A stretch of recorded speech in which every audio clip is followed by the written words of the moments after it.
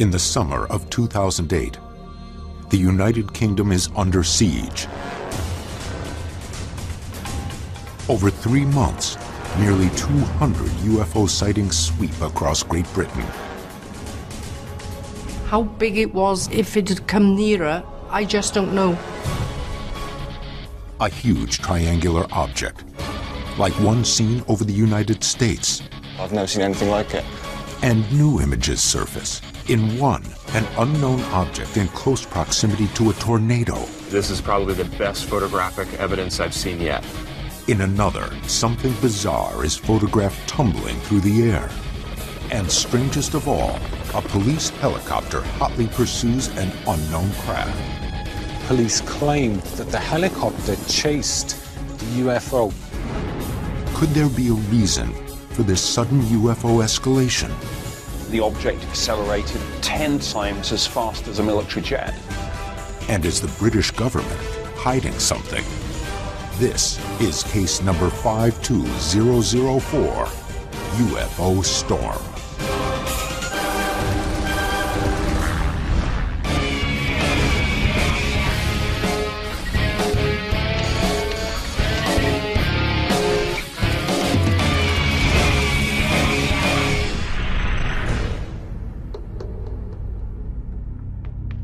The object was, I would say, between 100 and 120 feet. It was a round shape, a sphere, and it was rotating. I said, am I going crackers? Can anybody see this? Summer 2008. In countless cities across the United Kingdom, accounts of strange lights, unexplained objects, and other bizarre phenomena attract the world's attention. Record-breaking numbers of reports dominate front-page headlines and nightly news broadcasts. In Liverpool, 13 strange orbs. In Ramsgate, a giant flying triangle. In Bristol, a hovering silver object. In Birmingham, 3 low-flying discs. An epidemic of UFO sightings covers the British map. By the end of August, nearly 200 sightings have been reported, and the numbers are increasing. We've landed here in the United Kingdom because currently England is the world's hotspot for UFO sightings. As UFO investigators, this is exactly where we want to be, where the phenomenon is the most active. What we're getting is videographic and photographic evidence of orbs, of triangles, even one case related to meteorological phenomena. Bill Burns will look into a breaking case involving a police helicopter that nearly collides with a UFO, and then gives chase to the object. There were conflicts. The police denied it, the Ministry of Defense denied it, but witnesses said it really happened. Pat Uskert will uncover never-before-seen video of an object that may have ties to an American mass sighting. He's pretty impressed by what he saw that night, and he thinks he's looking at some kind of UFO event. And Dr. Ted Ackworth will hunt down and analyze compelling pictures which seem to show a UFO approaching a tornado. The object was very, very close, near this twister. Are those related? Is there some cause and effect? I'm not sure, but I'd like to find out. This epidemic of UFOs has happened before, across the Atlantic. June 1952. Throughout the United States, an alarmingly high number of UFO sightings sweep from coast to coast. The following months come to be known as the Summer of the Saucers. The sightings seem to peak when 2 Pan Am pilots spot 6 glowing red discs while flying over Newport News, Virginia, on the night of July 14th. But just days later, on July 19th, the wave reaches a breaking point. In the skies over Washington, D.C., air traffic controllers at Washington National Airport track several objects flying over the White House. But the objects vanish before Air Force jets can scramble.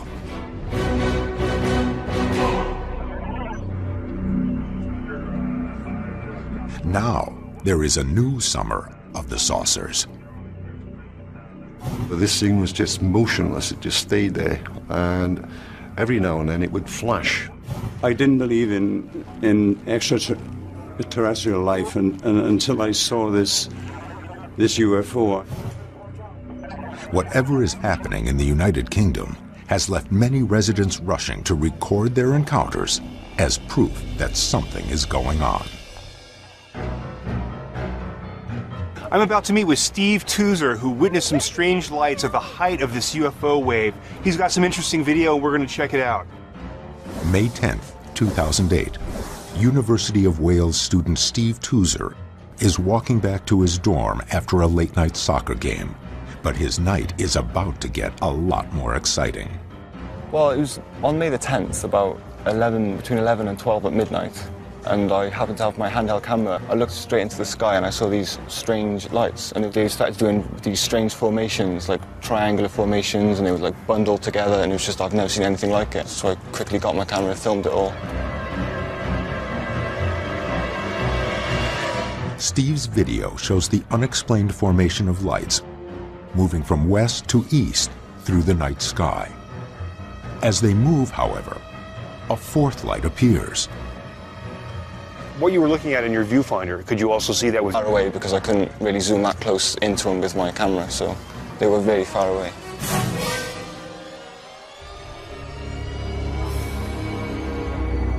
What was their trajectory? Most of them went across the sky. Did they exhibit a sort of independent movement?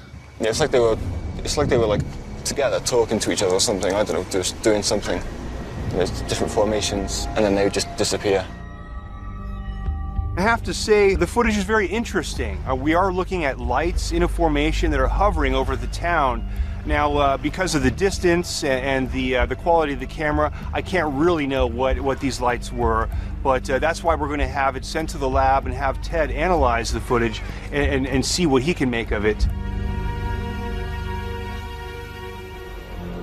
Steve Tuzer isn't the only person perplexed by strange objects in the British skies in the coming months. July 28th. In Bury, 160 miles west of London, retired professional photographer Roger Williams is relaxing in his backyard when he notices something flashing in the afternoon sky just above the roof of his house. What I actually saw was some flashing in the sky, bright flashing. My first thought that was an aircraft tumbling. But then Roger notices the object is not losing altitude. The saucer-shaped metal object appears to be spinning in place. So you saw the object up here, and what happened next? Well, I thought after I watched it for a short while, I decided to go upstairs to get my camera. Roger snaps these pictures from his bedroom window. He photographs a silver-colored object against a clear blue sky. The object is blurry, but visual processing should be able to enhance the image to get a better look. Roger also captures a passing airplane, which provides an instant visual contrast that will be important in future analysis. I realized that there were no wings or anything like that. It was a sort of a donut shape with reflections around the edge. So obviously it wasn't a plane or anything like that.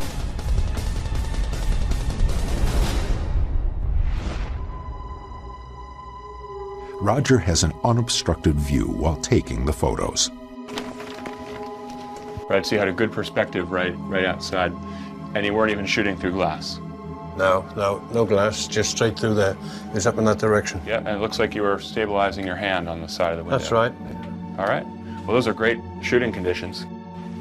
After taking the pictures, Roger immediately loads them into his computer for a better look. How many did you take altogether? It's basically about 4 or 5 shots. And you took those over the course of how much time? Just a couple of minutes. The similar focal planes of the object and the airplane flying nearby provide important visual information. So this is a really interesting question to me, is because in this frame that has both the aircraft and our object, they appear to be in relatively similar quality of focus. So they are probably at similar distances, but I think it really depends on what the settings were for the lens. From that, we should be able to get a sense of the depth of focus.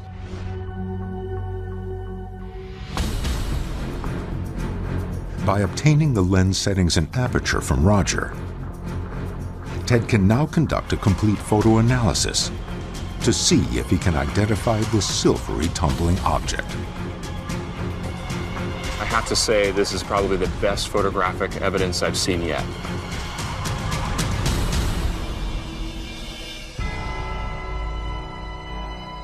But Steve Toozer's and Roger Williams's sightings are just paving the way for the most controversial event of the summer.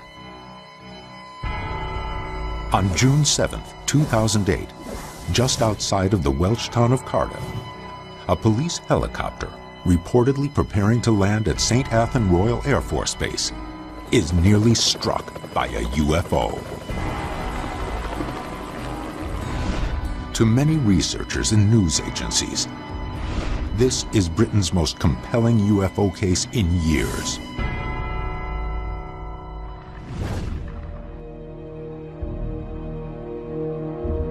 I'm meeting with British ufologist Andy Russell. Andy is a specialist in UFO sightings here in Wales. Bill meets with Andy at the perimeter of St. Athan Royal Air Force Base, the focal point of the entire encounter. The whole incident started here at RAF St. Athan early hours on the 8th of June, although some witnesses have seen a craft around the area on the 7th. When the helicopter was coming in to land, the crew noticed a small UFO approaching it at a high speed. The crew took evasive action. Originally, South Wales Police claimed that the helicopter chased the UFO. And we've got witnesses in Cardiff and St. Mellons and a few other areas that have witnessed that chase. Later, South Wales Police have retracted that statement and said that the chase never took place. Why would the police change their story? Bill has tracked down a lead that may prove the authorities are involved in a cover-up. We found a commercial pilot who was in that airspace that night. He was approaching Cardiff Airport, and the tower radioed him and said, "Be advised, a police helicopter is tracking a UFO in your airspace." One pilot's confession may help prove the authorities gave chase to a UFO. What were the police following? And were they trying to keep up with technology well beyond their own? The object accelerated 10 times as fast as a military jet.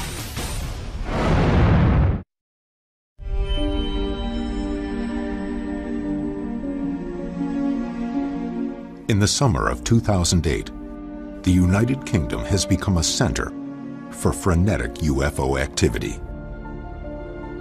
Reports, pictures, and videos have been captured all over the country. But nowhere has a case intrigued more people than the Welsh city of Cardiff, where a police helicopter reportedly was in a near collision with a UFO and gave pursuit near St. Athan Royal Air Force Base in the early morning hours of June 7th. At least one pilot reported he was told by air traffic control that a UFO had encountered a helicopter in his airspace. Stay away. UFO hunters are in the UK to investigate the events taking place in the summer of 2008. They are working with local news agencies to locate credible eyewitnesses. With no video or pictures known to exist, the Cardiff helicopter incident is at the top of the investigation's most wanted list. Bill Burns is contacted by a pilot who says he was in the skies the night of the incident, and he was alerted by air traffic control to the situation. Today I'm meeting with the commercial airline pilot who was warned out of Cardiff Airport airspace by the tower because they said they were tracking a UFO and a police helicopter. But after several hours, the pilot doesn't show for his scheduled interview. Originally, he agreed to talk with us and tell us the entire story. Then he abruptly canceled. He won't return our phone calls.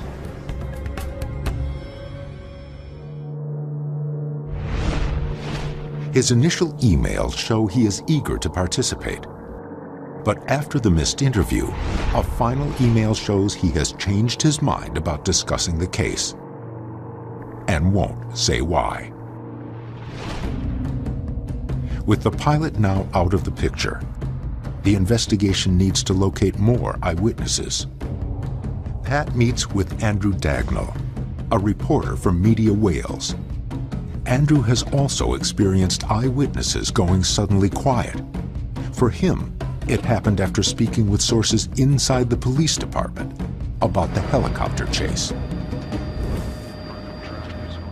A policeman was driving a helicopter so that he saw what he said was a UFO and chased this UFO out across the east into the Bristol Channel, where it then disappeared.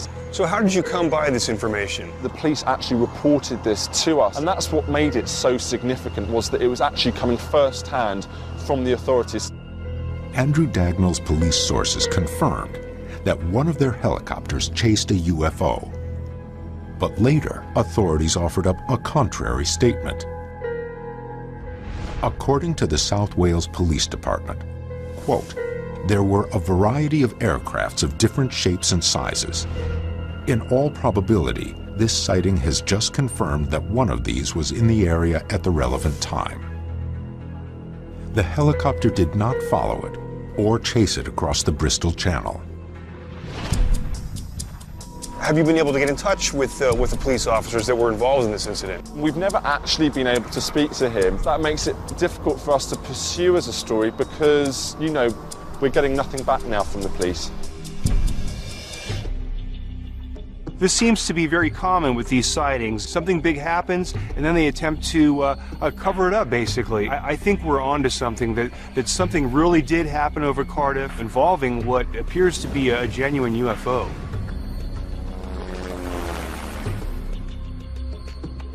Bill is now seeking connections between the various events taking place this summer. To further understand what may be going on, he is meeting with Nick Pope, a former Ministry of Defense investigator who was assigned to UFO cases by the British government. So we have a video that someone shot of an object over South Wales, and I'd like you to take a look at it and see if you think this resembles anything like the descriptions that you've received. I mean, it's a fascinating piece of footage. It's interesting. Many of the Cosford witnesses talked about two lights, and it was only later that some of them, particularly those who saw it really close, noticed a third and fainter light. But yeah, that is similar to what's been reported at Cosford. The Cosford incident took place on March 30th and 31st in 1993. It involved over 100 witnesses who saw 2 or 3 lights on what they believed was a triangular-shaped craft. The incident entangled 2 Royal Air Force bases, Cosford and Shawbury. What's at these bases that would interest some kind of other craft? Shawbury is somewhere where helicopter training is undertaken. Cosford is basically an engineering base. So it's a wide mixture of different establishments. These aren't just UFO sightings, however. These are craft that actually go over the base, they hover over the base, they linger over the base. More than that, in relation to the Cosford incident, one of the Air Force witnesses told me that the object accelerated away probably 10 times as fast as a military jet. It's not just lights in the sky. When it comes to sightings at military establishments, whatever this phenomenon is, does seem to be paying particular attention. We don't know what these things are, but they're in our airspace, and we want to know. Though it may be impossible to know why these sightings are happening, witnesses continue to be amazed at what they are seeing. Local media assistance has helped uncover an eyewitness who saw the Cardiff helicopter event on the night of June 7th. Sometime after midnight, Amanda Berry is in her kitchen, preparing to turn in for the evening, but soon realizes her night is just beginning. Well, I was basically, sort of washing dishes, doing normal, just usual things, working on my computer. I looked out of the window and I basically saw this light, sort of an orangey sort of light. Amanda watches as a helicopter emerges behind the strange light. To her, it appears to be following or chasing the object. What drew your attention to this thing? What was unusual about it? Well, I mean, it was flying quite quickly, but it was sort of flying in a very smooth way, which you wouldn't, in a sort of broad arc. According to Amanda, it is able to evade the helicopter with relative ease. Did it appear that this thing was moving faster than the helicopter? Yes, it did. I was getting the impression that the helicopter was kind of struggling to keep up with it, and it seemed to be flying along quite effortlessly, really. I mean, it was almost like as if it was teasing the helicopter, Amanda's description matches what many local media outlets reported hearing from other witnesses.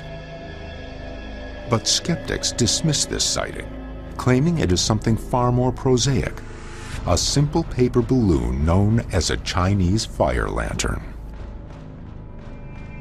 Chinese fire lanterns are often used in celebrations such as weddings, birthdays, and concerts across the United Kingdom. In fact, fire lanterns were launched the night of the sighting at a wedding in the town of Cowbridge, only 5 miles from the St. Athan base.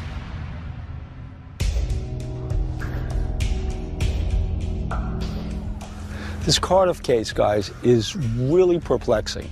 On the one hand, you've got the newspapers reporting this as a banner headline. The police admit that their helicopter encountered a UFO. Then the police pull back and say, oh no, nobody can talk to you. Well, it sounds like they're trying to downplay the incident, but according to some of the actual eyewitnesses, they reported that they actually saw the helicopter chasing an object. The police gave this explanation that this was fire lanterns. I think we can probably devise some kind of experiment to either prove or disprove that theory.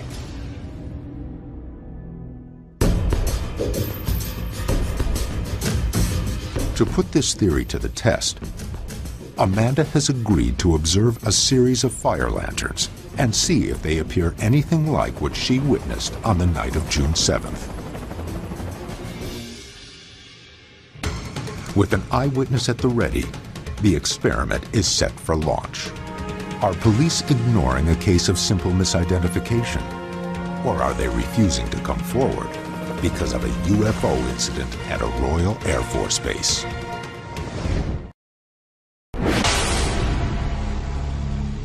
The investigation is in Cardiff, a Welsh city caught up in a wave of some of the United Kingdom's most compelling UFO cases in years. Video of what could be a huge craft. A strange picture of an object without wings tumbling in the afternoon sky. And a helicopter that reportedly pursued a UFO over the Bristol Channel on June 7th, 2008. But official statements claim that this last incident is an overblown sighting of a Chinese fire lantern. These fire lanterns are candle-powered miniatures of hot air balloons, and they're frequently mistaken for UFOs. we have Amanda's testimony that she actually saw this thing. She saw a very strange object flying in a very peculiar fashion that was being chased by this helicopter, moving faster than the helicopter. Now, after this huge incident, there were reports that this was all the result of just Chinese fire lanterns. So we're here now to put that to the test. Amanda saw the object approximately 300 yards from her house. To accurately recreate her line of sight, Bill and Ted launch a fire lantern from a separate position 300 yards from Amanda and Pat. I'm down here at base 1 with Bill. He and I will be releasing it from here. Down this way at about 300 yards is base 2. That's Pat and our witness. They're in position and ready to view our release of the lantern. What we really want is your opinion about, does this thing look anything like the object that you saw on June 8th?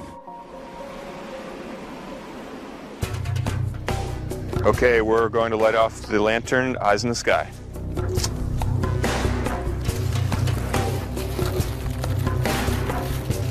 Go.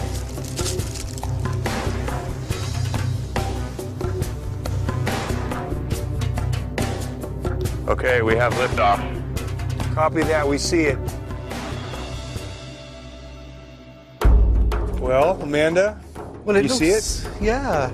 Does it look anything like what you saw? It's a lot smaller than what I saw, and even at low altitude they're small. So, well, even the lights on the helicopter I saw were, you know, they were dimmer than the lights on the other craft. You could see that they're, you know, electric lights. They were intense. These lights had intensity. Yeah, yeah. And this was more of a flickering candle or like a campfire. Basically, it just didn't look the same at all, really, you know. I think you've made it clear that this is completely different from what you saw that night. Ted, I just wanted to let you know that we've pretty much concluded that what we've launched here this evening doesn't look anything like what Amanda saw that night. Okay, Pat, roger that. There is also meteorological evidence that casts doubt on the theory that these were fire lanterns launched from a wedding in the town of Cowbridge. Cowbridge is about 13 miles to the west of Cardiff. And the winds that night, we looked at the meteorological data, are coming basically out of the north. Now, if a fire lantern was launched over Cowbridge and climbed up to 2,000 feet, it would be traveling in this direction. And that is the opposite direction from Cardiff. So we've got a balloon that's launched 13 miles away, traveling basically away from Cardiff. How could that ever have been sighted over Cardiff? It just doesn't add up. So what does that mean? It's looking increasingly like we have to look for another explanation, and that explanation might very well be it's a UFO. While one experiment has helped eliminate a conventional explanation, the photos and video from Roger Williams and Steve Tuser may provide even more evidence. Are these similar objects to what the helicopter pursued that night?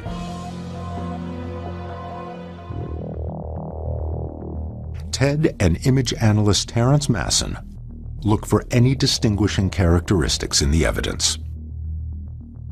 Now, the Roger Williams photos, I'm really hopeful for. For once, we actually have a professional photographer taking a picture of an object. I'm hopeful that we can get something really definitive out of this. Roger turns his 35mm camera skyward and captures 6 images of a strange disc-shaped object that he at first thinks is tumbling, but then realizes is hovering in place. If we could do a sequential viewing of each of the object zoomed in and take out the motion, we could see how it looks over the course of those frames. What we did was several things. Able to isolate some motion blur out of it and do some sharpening and contrast enhancement and actually overlay and sequentially analyze those 6 photographs, one on top of another. To me, this is pretty wild. Yeah, it's definitely changing shape. To me, it looks metallic. It looks very clearly reflective. silver, like like an aircraft body, aluminum skin, but nothing at all like the shape of an aircraft. And what we see very definitively is it's roughly donut-shaped, saucer-shaped, if you will, and it's very clearly over the course of that short minute and these 6 photographs that it's either tumbling or physically changing shape. It certainly doesn't look like any kind of wings or a helicopter. It's definitely doesn't fit any of our conventional aircraft profile. The fact that this metallic, shiny object is hovering out there in space over the course of a minute and changing shape or rotating in place is very, very puzzling. But Steve Toozer's footage shows something altogether different. The footage is remarkably similar to another incident that's already been closely analyzed. It reminds me a bit of the Tinley Park video in that there's that formation. On August 21st, 2004, hundreds in the small town of Tinley Park, Illinois, view 3 orange globes floating above their city. The video analysis seems to show that all 3 lights are connected. It does look like the other 2 trailing points are locked to that 3rd point. But most shocking is the size of the object. I think 1,500 is a pretty good estimate, plus or minus a few hundred feet. And I don't know any structure that you could fly that could hold lights 1,500 feet apart. Ted and Terrence believe the Tinley Park lights to be a massive single triangular object. Though it does show a 4th light, the object Steve Toozer captured is similar.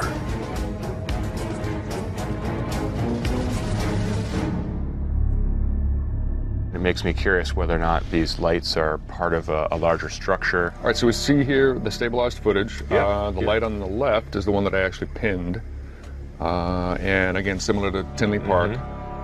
To my eye, they're pretty stable. To the naked eye, they do seem about the same position. It really does seem to be the structure locked together where we're doing some sort of rotation. So what Terrence's analysis is telling us is that these 4 point sources are clearly locked together in formation, but it's a very sophisticated formation where they're not just hovering together, but they're rotating en masse as one object. It really leaves me wondering what this could be. One final photo could shed light on the dramatic increase of sightings in the United Kingdom, as a photographer in Lancashire captures what appears to be a UFO approaching a tornado. Everybody has said, "What is that?" The latest wave of UFO sightings over the United Kingdom has seen strange triangles, bizarre silvery objects, and a helicopter pursuit over the Bristol Channel. But the most unique case might involve a UFO and a tornado. Melanie Walwork of the Lancashire Evening Post received this photo days after it was taken. Well, yeah, I thought it was certainly very interesting. It was crazy enough that there was the funnel cloud in Lancashire for a start, never mind now with this, this thing next to it that no one was, too sure what it was. But more compelling for Mel is the amount of sightings in the area, especially this summer. Do the sightings tend to come together in certain months of the year? There certainly has been a lot over the last few months, obviously the summer months. Lancashire is a hot spot. Though Mel received many calls and many reports, none had the evidence that Pat Regan did when he snapped his photograph. July 6th, 2008. Pat Regan is on a normal afternoon excursion with his daughter Jasmine in Lancashire. He takes this photo when he sees the tornado forming in the distance. When he arrives home, he downloads it to his computer for a better look. At first, it just seems to be a picture of the nearby tornado. But on closer examination, Pat discovers it contains something even more intriguing. Ted and Pat head out to meet Pat Regan and his daughter Jasmine at the exact spot of their sighting, the Rufford Canal. It almost looks like we could have another tornado again today. Yeah. Are these similar conditions now to the day you had the It's sighting? a little bit cooler than when we saw the tornado. There was blue sky like this, but it was also quite thundery. So Jasmine first spotted the twister around here. Jasmine was playing there, and I heard her saying, "Daddy, Daddy, there's a twister, there's a twister." Concerned at first, Pat realizes that the funnel cloud is far enough in the distance to take a photograph. He seizes the opportunity. But he realizes he captures something even stranger when he arrives home. There was a speck in one of the pictures, and this is the speck that everybody has said, "What is that?" Pat enhances the photograph. In what seems to be close proximity to the tornado, he sees a strange greenish disc-shaped object.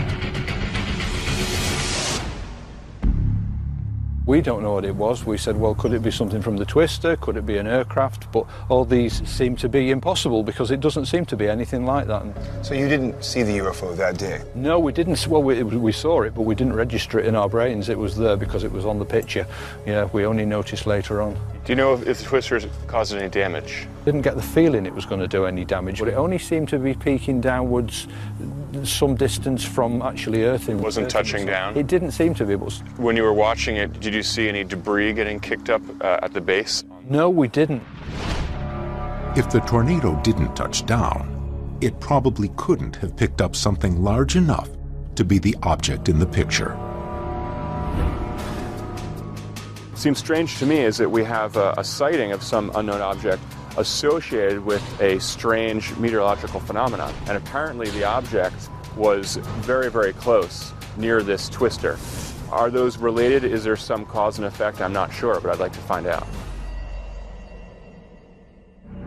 But with so many unidentified objects being seen this summer, many are asking why the British government isn't seriously investigating this UFO wave. The British government has upheld the importance of UFO investigation for years and recently declassified the largest number of UFO investigations in this country's history. These files contain details of hundreds of sightings of strange lights and objects in the sky from 1978 to 1992. Nick Pope, who led the UFO project at the Ministry of Defense until 2006, examined many of these cases, some of which remain unsolved. The amount of records that the MOD has on UFOs must be voluminous. Oh, absolutely, yes. We've had over 11,000 UFO reports investigated since the early 50s. And of course, all these cases now are beginning to come out with the release of the MOD's UFO files, which has started this year. The release of the files has coincided with one of the biggest waves of sightings in the country's entire history. And so the MOD must be really frantic over what you called in the New York Times Britain's Summer of the Saucers. Yes, it is. But despite what seems like transparency, little information on these newest sightings is being discussed. People are using the Freedom of Information Act to go after the records, and they're not really finding them. Now, I have a theory about this. I mean, a couple of times in the MOD, somebody said to me words to the effect of, oh, well, I'm just going to write to this person about this. And I said, no, don't do that. You'll create a paper trail. And if there is no paper trail, then officially released documents aren't telling the whole story. So when people try to research cases like Cardiff today, you're actually partly responsible for the fact that there is no paper trail on Cardiff. Well, I'm not sure if it's my personal fault. It was just the culture of on sensitive issues. We were aware of FOI and sometimes did what you might call a workaround, as it were. Could the MOD's release of the classified files just be a smokescreen for their current UFO investigations? You can guarantee that even if there is no paper trail, the MOD is well aware of these cases and investigating.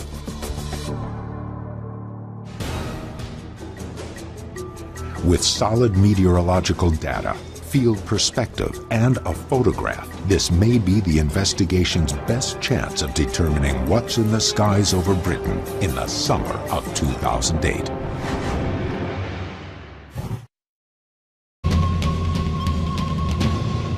An extraordinary photograph involving a tornado and a possible UFO has surfaced in Lancashire in the UK. Could this be the evidence needed to validate the numerous sightings sweeping the United Kingdom in the summer of 2008? I'm at the University of Manchester at the Centre for Atmospheric Sciences. I'm about to meet with Dr. Grant Allen, who's an expert with tornadoes and twisters. I'm hoping that Dr. Allen can give me some information about the tornado that I can use when I get into the digital image processing.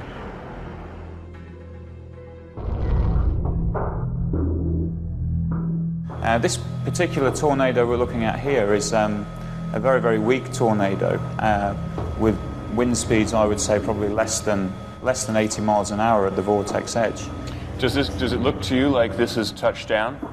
I wouldn't say so. Normally when a tornado forms at the top of the cloud, you get a thicker area and that tapers off as it descends, and you can see that. One question stands out. Is this object just a piece of debris picked up off the ground and tossed out by the tornado?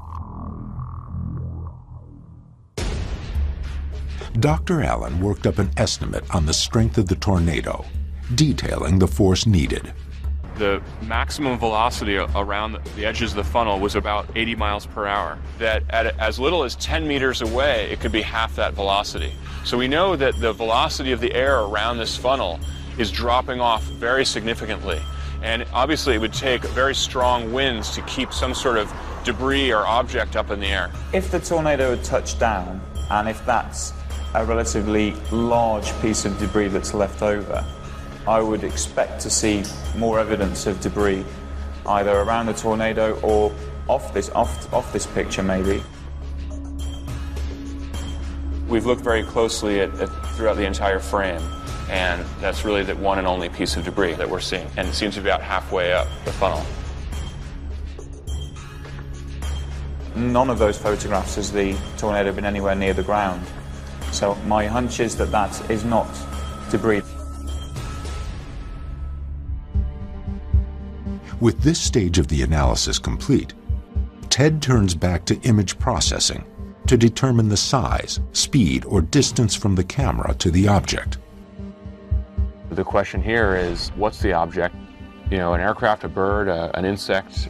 Can we get our hands around this in any way? My first impression is that it is something of medium size at a pretty good distance. I am seeing what looks to me like motion blur on the object. Motion blur happens when the object being photographed moves faster than the camera and film's ability to capture cleanly. It is usually affected by the camera's shutter speed. Let's look up the shutter speed. 5 thousandths. Right, so that's really fast. Shutter speed on a camera dictates whether the photo is sharp or blurry. Pat Regan's camera shutter was set to open and close at 1/5000th of a second. This extremely fast speed clearly captures the estimated 80-mile-per-hour winds of the tornado, but not the alleged UFO. It seems like it would have to move pretty fast in that very fast exposure time to still be blurred, because anything else that was moving at any kind of relative speed, even 80 miles per hour, a fast car, I would expect that to be crystal clear. You're right. At that shutter speed, right? You're right. Because that's really fast. That's a good point. Further analysis shows the object moving a third of its length in the 5,000ths of a second needed to take the photograph. But its exact size cannot be determined. Do we know that it's a physical object? I would say definitively yes. You can see the very dark undershadowing on the foreground objects, and if we zoom into this thing here, we can see it's kind of more light on top, dark underneath. So there is something physical in frame. It's not something that's added after the fact or very close to camera. Right.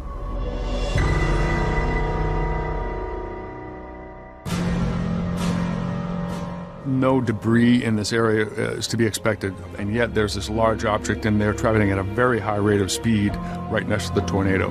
So it's very curious. There's a lot of unanswered questions. A mysterious flying triangle. A metallic sphere shot by a professional photographer. A large, fast object that doesn't look like any known craft approaching a tornado. This has been a really fruitful trip. We've been able to collect what, in my impression, has been some of the highest quality photographic evidence I've ever seen. From conducting our own experiments, I'm of the opinion that there actually was some kind of unusual object that interacted with this helicopter. We found that even though the MOD is releasing its files, it's still keeping mum about cases. We're left with the possibility that we will uncover the piece of thread that will unravel the whole secret and finally reveal the truth. But even as the summer draws to a close, the events continue. September 7th, just outside of Southport, near Pat Regan's sighting of the tornado object, residents flood emergency services with reports of a blazing object falling out of the sky. September 13th, in Bristol, near the Cardiff helicopter incident, 5 bright orange lights circled the night sky. And September 22nd, reports of triangular lights pour in from the towns of Rose, Johnston, and Boris. As events escalate, and with more and more witnesses, the truth may be just a sighting away.